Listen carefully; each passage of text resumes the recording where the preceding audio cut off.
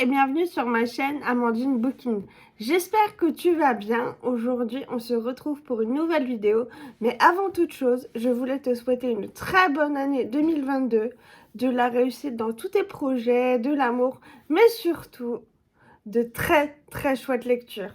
Avant de plonger complètement dans 2022, je te propose une petite rétrospective de mes lectures coup de cœur de 2021. C'est parti, on y va. Je n'ai pas fait littéralement de classement numérique, c'est-à-dire en 8e position pour remonter jusqu'à la première. C'est vraiment, ils sont là, pile et là, je les prends comme ils viennent. C'est vraiment, j'ai fait au coup de cœur, voilà. Il y a tout, il y a du roman graphique, il y a de la BD, voilà, il y a plusieurs genres différents. Donc voilà, je vais te les présenter au fur et à mesure. On commence tout de suite par Renouveau de Jane Kalonita. Renouveau fait partie de la collection Twisted de Disney. Ce sont des réécritures de contes. Là, en l'occurrence, il s'agira du conte de la Reine des Neiges. L'autrice part du postulat que Elsa et Anna n'ont pas grandi ensemble et qu'elles ne se connaissent pas. Elsa est donc l'héritière du trône d'Arundel. Elle y vit avec ses parents jusqu'à leur décès. Mais elle a une sensation qu'il lui manque quelque chose, quelqu'un dans sa vie. Elle a une impression d'avoir grandi, d'avoir passé des moments de son enfance avec une petite fille. Il y a un visage qui lui revient en mémoire. De l'autre côté, Anna est élevée par une famille de boulangers. Et Anna a aussi cette sensation de manque, savoir qu'il y a quelque chose, elle doit aller au château d'Arundel sans vraiment savoir pourquoi. Les deux jeunes femmes vont se rencontrer, vont apprendre à se connaître et vont découvrir la vérité sur leurs origines. Alors, on retrouve beaucoup d'éléments du film chez Disney et on va évidemment retrouver tous les personnages, que ce soit Olaf, Sven, Christophe. Voilà, j'ai vraiment aimé cette réécriture de conte. Je l'ai trouvée beaucoup plus profonde que le dessin animé lui-même. J'ai vraiment aimé tous les personnages, vraiment de toute la collection de Twisted que je peux avoir et de tous ceux que j'ai lus, c'est vraiment celui-là mon préféré. Un roman graphique qui est une ode à la vie, il s'agit de À la vie justement, de L'homme étoilé. L'homme étoilé, c'est Xavier, un infirmier qui a des tatouages partout sur les bras, dont des étoiles. Ce jeune homme est infirmier en soins palliatifs. Alors, pour ceux qui ne savent pas, les soins palliatifs, c'est les soins pour les personnes en fin de vie. Et dans son roman graphique, Xavier raconte son quotidien d'infirmier, mais aussi il met en lumière la vie de ses patients qu'il croise tous les jours, qui font partie de sa vie, son métier. Et on nous raconte des anecdotes plus ou moins drôles sur la vie de ses patients. Chaque personnage a sa propre page, donc ça va très vite à lire. Voilà, donc il raconte, c'est comme un témoignage, comme une trace écrite de la vie de ces personnes. Et il raconte avec tendresse, toujours bien évidemment, ce que les patients ont pu lui confier. Peut-être avant de mourir, quelque temps avant, voilà. C'est un roman graphique très touchant et on passe du rire aux larmes en quelques secondes. C'est voilà, incroyable. Alors, il faut que tu saches qu'en 2021, j'ai eu 2 immenses coups de cœur. Le premier, c'est Le Prieuré de l'Oranger de Samantha Shannon, dont j'ai fait une vidéo il n'y a pas si longtemps, donc je te remettrai le lien ici ou ici. Et le deuxième m'a carrément sorti d'une panne de lecture cet été. Mais alors, waouh! Il s'agit d'un Palais d'épines et de roses de Sarah Gimas. C'est une saga en 4 tomes. Je suis actuellement en train de lire le tome 2, mais le tome 2 est encore meilleur que le tome 1. Enfin, je t'en reparlerai bien évidemment dans une prochaine vidéo. Donc, dans ce tome 1, on rencontre Fer, une jeune femme pauvre qui vit dans la forêt et qui chasse pour se nourrir. Sauf qu'un jour, elle va tuer un loup. Et ce qu'elle croit être un loup est en réalité une créature magique et immortelle, un fae. Non loin d'elle, il y a un seigneur qui vit dans un château. Et ce seigneur, en fait, il lui dit un soir, c'est une vie pour une vie, tu es ma prisonnière. Et en réalité, le Seigneur et tous les gens qui vivent dans son château sont victimes d'une malédiction. Entre Fer et le Seigneur du château va se créer des liens, ils vont tomber amoureux, et pouf, la malédiction va se lever, un petit peu comme dans La Belle et la Bête, puisque le livre est un petit peu une réécriture de conte. Mais alors l'univers est tellement plus vaste, plus complexe, enfin moi j'ai adoré. Je te dis, mais c'est génial, voilà. Je vais pas tout te dire pour ne pas spoiler l'histoire, mais vraiment, vraiment, c'est un immense coup de cœur. La suite est encore mieux que le premier, voilà. Voilà. Le prochain livre est clairement le coup de cœur du Pumpkin Autumn Challenge édition 2021. Il s'agit de Miss Peregrine et les enfants particuliers de Ramsam Ridge. C'est il y a eu un film avec Eva Green par Tim Burton il y a quelques années, et donc c'est le tome 1 de cette saga. Dans ce tome 1, on rencontre Jacob, un adolescent de 16 ans, qui a un grand-père un peu fantasque, qui lui a toujours raconté des histoires sur un orphelinat dans lequel il aurait vécu quelque temps, avec des enfants avec des capacités particulières. Un jour, le grand-père de Jacob se fait agresser dans son jardin et va décéder. Et juste avant, Jacob va le retrouver. Il va lui laisser des consignes. Et du coup, Jacob part à la recherche de cette bâtisse.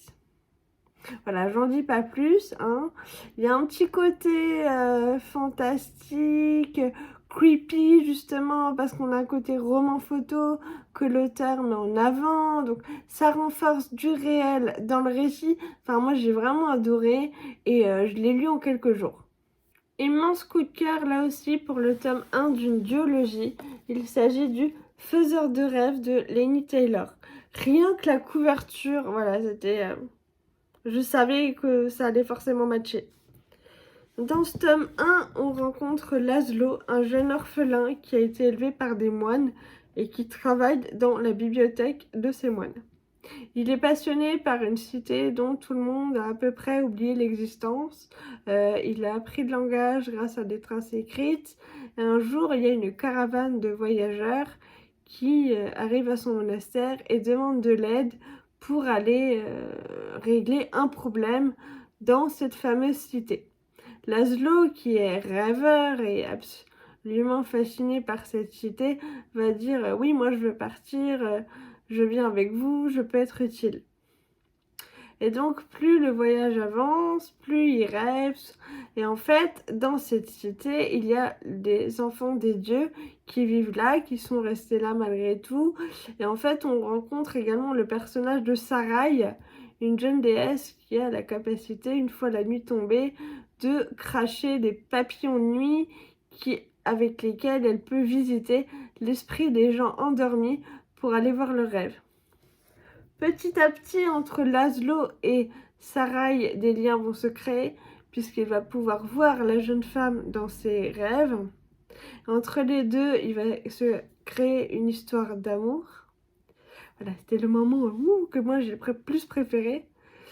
Et ensemble, ils vont essayer de stopper les gens, de vouloir les éliminer de là finalement. Je spoil un petit peu, mais il faut pouvoir mettre le contexte en place. Alors je pense que c'est le pire résumé que j'ai pu faire sur le faiseur de rêves, mais vraiment le talent de l'autrice pour l'écriture est tellement féerique, onirique, qu'on est pris dedans. Enfin, c'est une beauté. J'ai vraiment hâte de lire la suite et je sais vraiment pas ce que j'attends.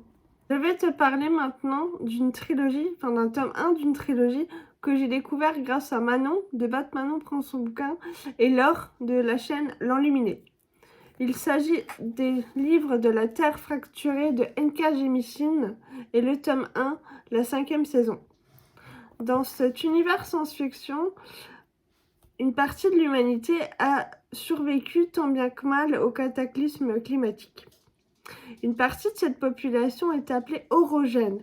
Ce sont des gens capables de pressentir les tremblements de terre et ainsi donc de contrôler les mouvements de la Terre. Malheureusement, être un ou une orogène est très mal vu dans cette société. Et donc, ces gens sont pourchassés, tués, enfin, tout ce que tu veux, assassinés, voilà. Et donc, on va suivre Essun, une femme dont le mari a découvert qu'elle était orogène et il a tué son enfant et il a kidnappé sa fille. Voilà, j'en dis pas plus tellement l'univers est ultra construit et riche en détails. L'écriture est assez dense. Enfin, moi j'ai accroché complètement à cet univers. La lecture peut être assez déroutante puisque l'autrice utilise le mot vous comme un jeu de rôle. Et là aussi, ça rend le récit encore plus immersif parce qu'on est obligé de se mettre à la place du personnage. Et j'ai très hâte de lire la suite. Et je me demande même en fait si pour lire la suite, je vais pas relire le tome 1 parce que je suis sûre qu'il y a plein de petits détails qui m'ont déjà échappé depuis ma lecture. Un tome 2 d'une saga que j'aime particulièrement. Il s'agit de La Passe Miroir de Christelle Dabos. Alors ici c'est le tome 2 de l'édition collector en coffret que mon amoureux m'a offert pour Noël l'année dernière. Alors, pour ceux qui ne connaissent pas le tome 1, il s'agit d'Ophélie. Donc Ophélie vit sur une planète qui s'appelle Anima. Ophélie a la capacité d'animer des objets. Elle sait aussi lire, c'est-à-dire que en fait, quand elle touche un objet, elle est capable de connaître l'histoire de l'objet et de son propriétaire. Voilà, petit court résumé. Tout simplement, Ophélie étant vous voyez, pour se marier sur une autre planète qui s'intitule la Citadelle. Alors, il faut savoir que Ophélie n'a jamais rencontré son fiancé et que son fiancé, Thorn, est l'opposé complètement de ce qu'elle est. Il est très taciturne, très renfermé. Et donc, le mariage s'organise. En fait, imagine bien que c'est une question d'alliance de pouvoir, puisque du coup, elle a un pouvoir très convoité et que lui, son fiancé, fait partie d'une famille riche. Dans le tome 2, en fait, Ophélie prend sa place au sein de la cour à la citadelle et elle est promue conteuse, c'est-à-dire qu'elle doit raconter des contes au spectacle de la cour. Et en fait, elle se rend compte petit à petit qu'à la cour, il y a des mystères et que des gens disparaissent. Ophélie décide d'enquêter sur ce qui se passe. Et donc, elle va élucider les disparitions, tout ça. Et en fait, sa relation entre elle et Thorn va aussi évoluer. C'est un cliffhanger assez intéressant et franchement, c'est une saga d'une autrice française. Énorme coup de cœur déjà sur le premier tome. Le tome 2, je l'ai encore trouvé mieux que le tome 1. Franchement, mais je sais pas ce que j'attends pour lire la suite. J'ai plein de sagas qui sont comme ça en attente. Et à chaque fois, je me dis, ah, faut que j'avance, j'avance. Et pour terminer ce top, on termine avec un sublime roman graphique. Il s'agit de Le Jardin Paris de Gaël Gonier.